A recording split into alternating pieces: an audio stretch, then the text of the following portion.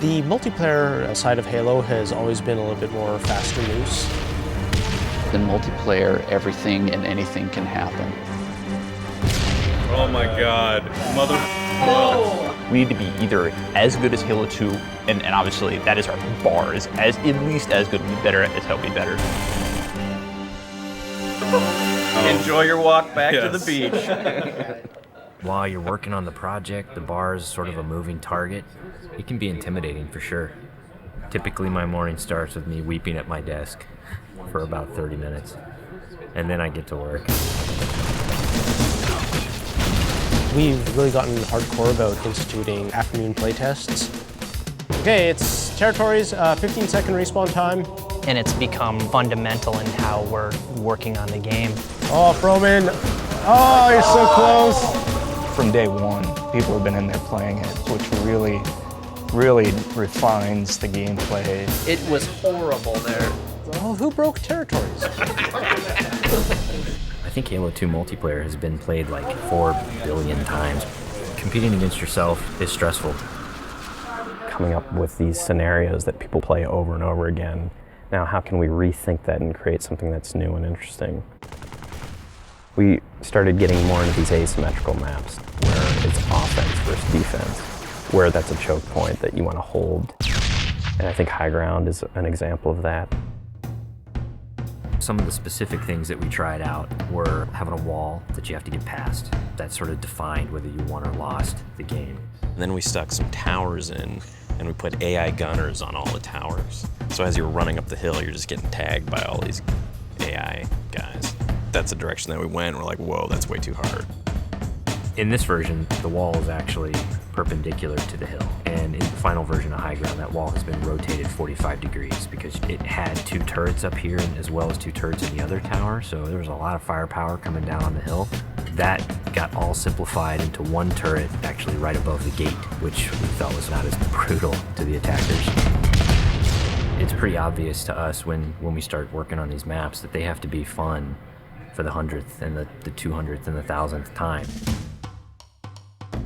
You weren't figuring out the switches in the doors? Yeah, the glows are like you want to walk up and fight. Watching people run through your map challenges a lot of the assumptions you made about it. Like, oh, I think people will use this hill for sniping them, and then no one uses it. Then you get great comments like, this map sucks, I hate this spot, I hate you.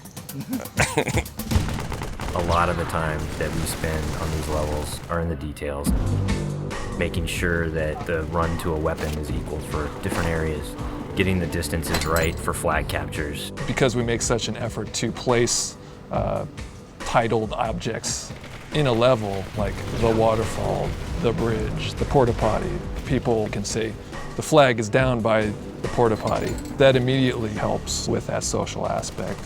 Don't tell them about the porta potty. One of the things that we talked about in pre-production was player movement, and that's where the man cannon came from. There's different ways to move the player around the map. In Halo 1 and Halo 2, we had these teleporters. Although it was a great way to get around quickly, it didn't provide as much inherent danger as the man cannon does.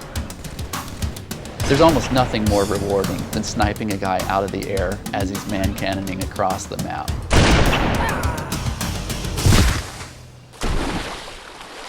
Whatever weapon that you start off every round with is going to really affect the decisions you make.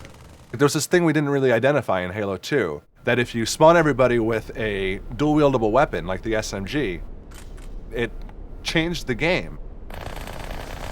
People stopped meleeing and people stopped grenading because when you're dual-wielding, you can't do either of those. One of our weapon modelers, Tom Doyle, said, hey, this is a great chance to bring back the assault rifle from Halo 1. The assault rifle's design language really works well with the Master Chief. It has such a unique kind of silhouette and look to it that we really didn't want to change with what is already a Halo canon. But in terms of design and gameplay, it's been adjusted pretty considerably. The weapon has a kind of a shallow clip, so it came down to how best do I use my melee attack, or how best do I use my grenades in order to tip that fight a little bit over in my favor. The assault rifle works really well with the golden three things of Halo, which are weapons, grenades, and melee.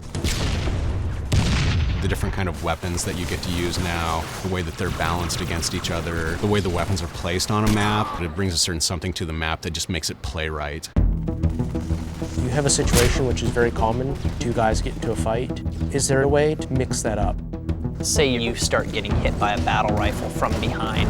Let's say you have a bubble shield, you drop it, all of a sudden you're completely shielded from this guy who is firing on you. Or you have a trip mine and you realize a warthog is barreling towards you. But you deploy the trip mine at the last second.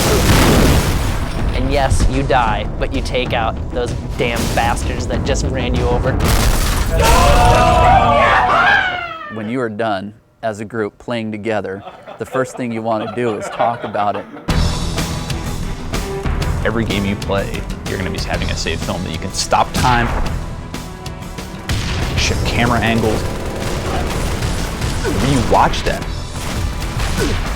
Oh, look at that! No sucks! I think being able to share it with your friends makes the smack talk even more powerful because it's not just, oh, I just shot you in the head from across the map. It's, I just shot you in the head and let's watch it in slow-mo.